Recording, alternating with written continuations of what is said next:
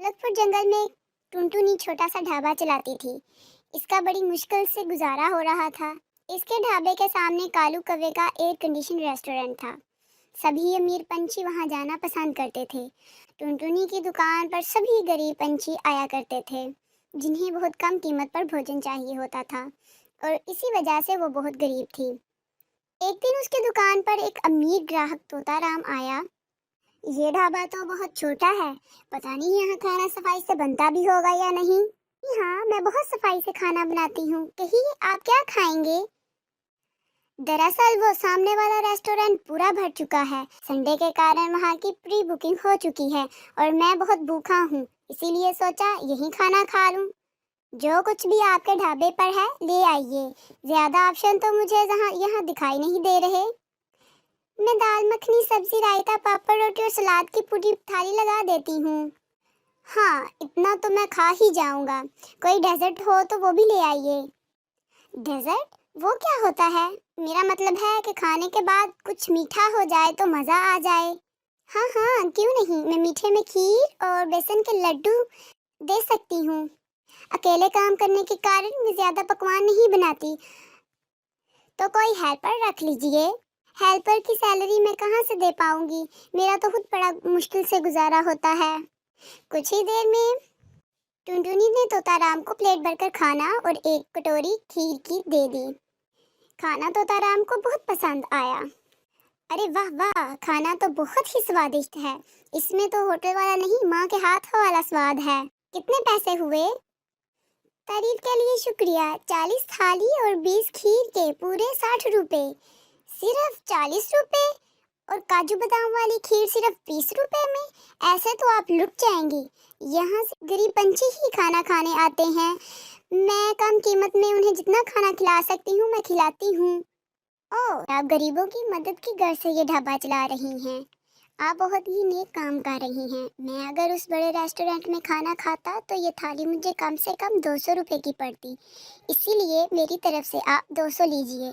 इसको मेरा एहसान नहीं बल्कि बल्कि नेक काम में मेरा हिस्सा समझ लीजिए।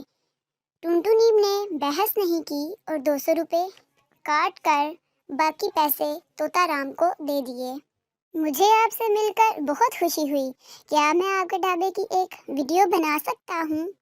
क्यों, क्या तुम पुलिस वाले हो?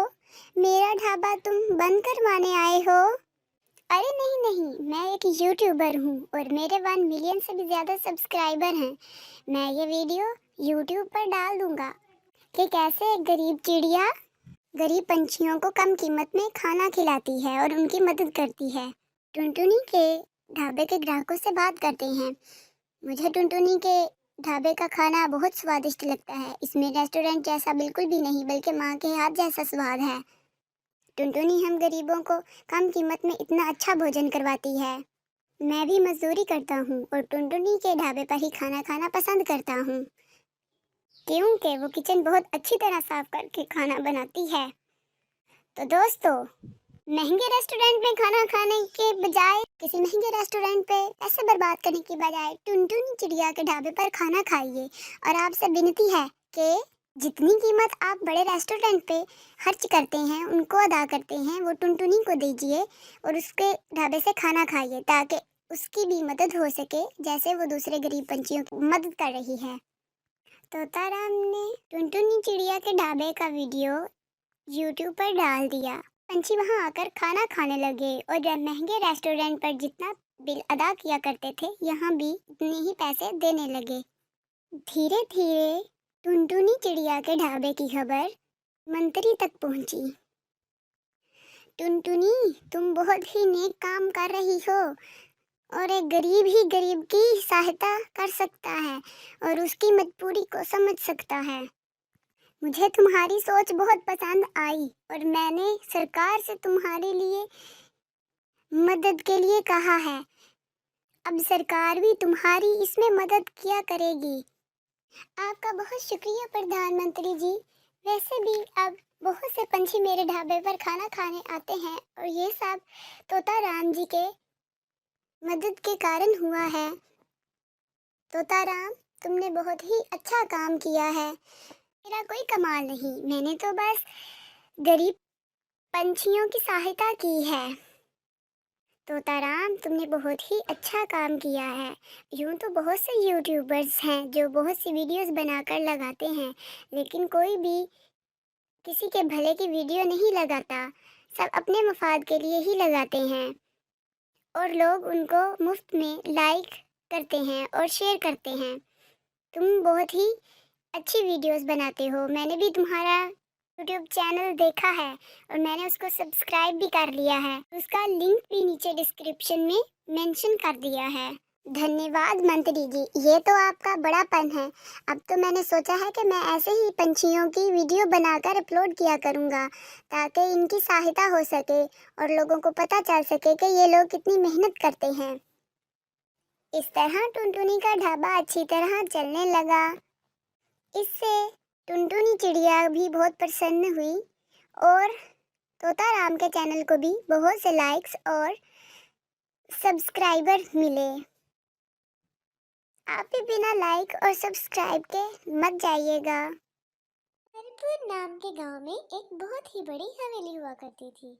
उस हवेली में एक बहुत ही बूढ़ी दादी और उसका एक पागल पोता महेश रहता था। उस औरत का छोटा पोता मोहन अपनी फैमिली के साथ शहर में रहता था। इतनी बड़ी हवेली में एक शांता नाम की औरत अकेली ही काम करती थी। एक दिन दादी को शांता के चीखने की आवाज आती है। दादी, दादी, बचाओ मुझे, बचाओ। ये सुनकर बूढ़ी दादी जल्दी से भागकर सीढ़ियां चढ़ती है। तभी अचानक उसका पैर मुड़ जाता है और वो लुढ़कती हुई सीढ़ियों से नीचे आ गिरती है। बूढ़ी औरत की चीख की आवाज सुनकर शांता वहां भागती हुई आती है। दादी, दादी, ये क्या हुआ आपको? ये आप कैसे गिर गई? शांता जल्दी से दादी को उसके कमरे में लेके जाती है और डॉक्टर को फोन करती है। डॉक्टर आके देखता है तो पता लगता है कि दादी को काफी गहरी चोट आई है। देखिए, आपको बहुत गहरी चोट लगी है और इसलिए आपको दवाई के साथ थोड़ा आराम भी करना होगा। ऐ खुदा, बैठे बैठे क्या मुसीबत लग गई मुझको। आखिर आप सीढ़ियों से गिरी तो कैसे गिरी? अरे, मुझे तो ऊपर से तेरे चीखने की आवाज आई। लगता है जानबूझकर ही मुझे नीचे गिराने के लिए उसने ऐसा किया है। आपको ध्यान रखना चाहिए दादी। ये आजकल कुछ ज्यादा ही खतरनाक होती जा रही है।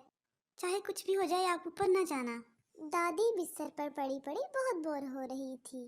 तभी अचानक शहर से उसके छोटे बेटे का फोन आ जाता है। आपने इतनी बड़ी बात मुझसे कैसे छुपाई? अभी रीना और बच्चों को लेकर आपके पास आ रहा हूँ। तब तक आप अपना अच्छे से ध्यान रखना। ओके? नहीं बेटा, उसकी कोई जरूरत नहीं है। तुम यहाँ मत आओ। यहाँ शांता है ना मेरा ध्यान रखने के लिए। मैं अब आपकी एक नहीं सुनूंगा। मैं कल आ रहा हूँ बस। मोहन की बात सुनकर तो दादी और परेशान हो जाती है, जैसे वो चाहती ही ना हो कि मोहन वहाँ आए। अरे दादी, आपने ये क्या कर दिया? आपको ये बात मोहन को नहीं बतानी थी। अब देखो, वो कल अपनी फैमिली के साथ आ रहा है। अब आप उसे ऊपर जाने से कैसे रुकेंगी? अब मेरे मुंह से निकल गया तो निकल गया। अब आने दे उसे। हम दोनों मिलकर सोच लेंगे कि क्या करना है। और वैसे भी वो 1-2 दिन में चला जाएगा। हम दोनों मिलकर सोच लेंगे कि क्या करना है। वैसे भी उसका काम धंधा भी तो है ना। अगली सुबह मोहन हरिपुर के लिए निकल पड़ता है। कुछ ही घंटों में वो दादी के पास पहुंच जाते हैं।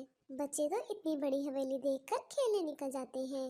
मोहन और रीना दादी से मिलने जाते हैं कि तभी महेश वहां जाकर उनके सामने खड़ा हो जाता है।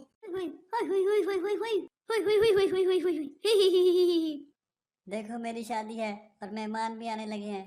तुम लोग मेरी दुल्हन से मिलके जरूर आना। वो वो ऊपर है, ऊपर है, ऊपर है। हाँ ठीक है, अभी तुम अंदर जाओ। तुम्हें अपनी दवाई भी तो लेनी है ना। चलो जाओ अंदर। चलो जाओ यहाँ से, कुछ भी बोलते रहते हो। शांता की बात सुनकर महेश नाराज होकर अंदर चला जाता है। मनोज और रीमा को महेश की हालत देखकर झटका सा लगता है। ये महेश भैया को क्या हुआ है? जब यहाँ मैं कुछ साल पहले आया था तो वो सब ठीक थे, और ये क्या शादी शादी दुल्हन दुल्हन बोले जा रहे हैं। फिर मनोज अंदर जाता है और दादी से मिलता है। उसके बाद वो महेश की हालत के बारे में दादी से पूछता है। बेटा, अब मैं क्या बताऊं। एक दिन महेश छत पे खड़ा किसी की बारात जाते देख रहा था, तो अचानक जाने कैसे उसका पैर फिसला और वो नीचे गिर गया। उसके सर में इतनी गहरी चोट लगी कि वो पागल ही हो गया। बस तभी से शादी और दुल्हन जैसी बातें करने लगा है। ये तो बहुत ही बुरा हुआ है महेश भैया के साथ, लेकिन हम अगर उनका शहर से अच्छा इलाज करवाएंगे तो देखना वो बिल्कुल ठीक हो जाएंगे। हाँ हाँ, क्यों नहीं, ये तो अच्छी बात है। इस तरह बातें करते करते काफी रात हो जाती है और फिर सबको नींद आने लगती है। शांता वहाँ आती है और उनको सोने को कहती है। हाँ हाँ ठीक है, मैं ऊपर वाले अपने फेवरेट कमरे में ही सोऊंगा। नहीं नहीं, ऊपर नहीं, नीचे। वो ऊपर अभी सफाई हुई नहीं है ना, इसलिए। मनोज दादी की बात मान जाता है और नीचे के कमरे में ही सो जाता है। बच्चे भी उनके साथ वाले कमरे में सो जाते हैं। जब सब गहरी नींद में होते हैं, रात के करीब 12 बज रहे होते हैं, तभी अचानक रिंकू को किसी के रोने की आवाज आती है। रिंकू इधर उधर देखता है पर वहाँ कोई भी नहीं होता। उसके बाद वो आवाज को ध्यान से सुनने की कोशिश करता है। आवाज ऊपर से आ रही होती है। इसके ऊपर जरूर कोई दूसरा कमरा है जिसमें कोई रो रहा है। रिंकू ऊपर देख ही रहा होता है कि अचानक छत में चुड़ैल का हाथ निकलकर बाहर आ जाता है। वो हाथ आहिस्ता आहिस्ता रिंकू की तरफ बढ़ रहा होता है और उसे अपनी तरफ बुला रहा होता है। रिंकू की तो डर के मारे हालत बुरी हो जाती है। वो बड़ी मुश्किल से चिल्लाकर टीना को उठाता है और उसे वो चुड़ैल का हाथ दिखाता है, पर तब तक वो हाथ गायब हो चुका होता है। टीना को लग रहा होता है कि रिंकू उसे डराने के लिए सब कुछ कर रहा है, इसलिए उसकी बात को वो झूठ समझती है और वापस सो जाती है। रिंकू भी डर कर सो जाता है और अगली सुबह उस बात को डरावना ख्वाब समझकर भूल जाता है। अगली रात फिर रिंकू के साथ वही होता है। फिर से वो हाथ छत से निकलकर बाहर आ जाता है और रिंकू को अपनी तरफ बुलाने लगता है। मुझे मत मारो, मुझे छोड़ दो। टीना, टीना उठो, टीना उठो, प्लीज मुझे बचा लो, प्लीज। रिंकू डर के मारे पीछे चलता रहता है। उसका पैर वहाँ पड़े कंचे पर पड़ता है और वो बड़ी बुरी तरह फिसलता है। रिंकू का सर फर्श पे लगने ही वाला था कि उस चुड़ैल का हाथ रिंकू को पकड़ लेता है और रिंकू को चोट से बचा लेता है। उसके बाद वो हाथ दोबारा रिंकू को अपनी तरफ बुलाने लगता है। इसने तो मुझे चोट लगने से बचाया है, मतलब ये किसी अच्छी चुड़ैल का हाथ है जो शायद मुझे मारना नहीं चाहती बल्कि मेरी मदद जरूर चाहती है। रिंकू को डर तो लगता है मगर वो उस चुड़ैल के हाथ को पकड़ लेता है और चुड़ैल उसे ऊपर खींच लेती है। वो एक अंधेरे कमरे में खड़ा होता है और उसके सामने एक चुड़ैल होती है। चुड़ैल को देखकर रिंकू की हालत बुरी हो जाती है। चुड़ैल, तू तू तो चुड़ैल है, ये मुझे मार डालेगी। और ये मैं कहाँ आ गया? ये किसका कमरा है? और तुमने मुझे ऊपर खींचा है ना? प्लीज प्लीज मुझे छोड़ दो, मुझे जाने दो। नहीं, कभी नहीं। अब तुम्हें मुझे यहाँ से आजाद करना होगा, तभी मैं तुम्हें छोड़ूंगी। आजाद? पर कैसे? और तुम्हें यहाँ कैद किसने किया? उस बुढ़िया ने जिसका पैर मैंने तोड़ दिया। वो तो मेरी परदादी है और वो तुम्हारे साथ ऐसे क्यों करेंगी? वो तो बहुत अच्छी है। अच्छी? और वो उसकी वजह से आज ये मेरी हालत है, वरना मैं आज महेश के साथ खुश रह रही होती। चुड़ैल की बात रिंकू को जरा भी समझ में नहीं आती। वो तो बस बाहर जाने की जिद करता रहता है पर चुड़ैल उसे कहीं भी बाहर न जाने देती। अब अगले दिन सब रिंकू को ढूंढने लगते हैं पर रिंकू का तो कुछ पता ही नहीं चलता। दादी और शांता अच्छे से समझ जाते हैं कि ये उस चुड़ैल का काम है, पर अब उन्हें समझ नहीं आता कि वो सबको क्या बोले और रिंकू को कैसे बचाए। अब बस एक ही जगह ढूंढने के लिए बचती है और वो होती है ऊपर वाला कमरा। मनोज ऊपर जाने लगता है तो शांता उसे रोक देती है और बहाने लगाने लगती है। आखिर तुम लोग मुझे ऊपर क्यों नहीं जाने देते? ऊपर जाने में दिक्कत ही क्या है? मेरा बच्चा खोया है, मैं ऐसे हाथ पर हाथ रख के नहीं बैठ सकता। मुझे रिंकू को जाके ढूंढना होगा। फिर मनोज जिद करके ऊपर चला जाता है और उसे शांता अब दरवाजा नहीं खोलने देती। उसे कमरे में से रिंकू की आवाज आती है। वो तो अब किसी की बात सुनने को तैयार ही नहीं होता और कमरे का दरवाजा तोड़ देता है। कमरे के अंदर चुड़ैल और रिंकू को देखकर टीना और मनोज की सांसें अटक जाती हैं। मुझे पता था मेरे ऐसा करने से कोई ना कोई दरवाजा खोलेगा। आज मैं आजाद हो जाऊंगी। और मुझे उस दादी से अपनी मौत का बदला भी लेना है। मेरे बच्चे को छोड़ दो। और ये तुम मेरी दादी को लेके क्या क्या बोली जा रही हो?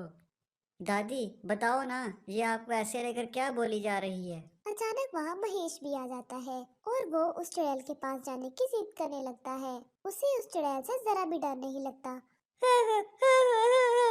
मेरी दुल्हन, मेरी दुल्हन, मेरी दुल्हन। ये सब यहाँ पर क्या चल रहा है? कोई हमें सच सच बताओ। अब तुझे सबको सच सच बताना ही होगा। जब तू सबको सच सच बताएगी तो तभी मैं रिंकू को छोड़ूंगी, वरना मैं रिंकू को मार डालूंगी। नहीं नहीं, मैं सबको सच बताती हूँ। ये चुड़ैल महेश की होने वाली बीवी थी। मैं इसे बिल्कुल पसंद नहीं करती थी क्योंकि ये बहुत ही गरीब घर की थी। पर महेश ने मेरे खिलाफ जाकर शादी कर ली और मैंने एक दिन मौका देखकर इसे इसके ही कमरे में आग जलाकर मार दिया। तभी वहाँ महेश आ गया और उसने सब देख लिया। उस दिन से महेश पागल हो गया। आप किसी के साथ ऐसा कैसे कर सकती हैं दादी? सब लोग उस दादी को घर में अकेला छोड़कर चले जाते हैं। चुड़ैल रिंकू को छोड़ देती है। उसका मकसद तो सबके सामने सच लाना होता है, जो वो कर देती है।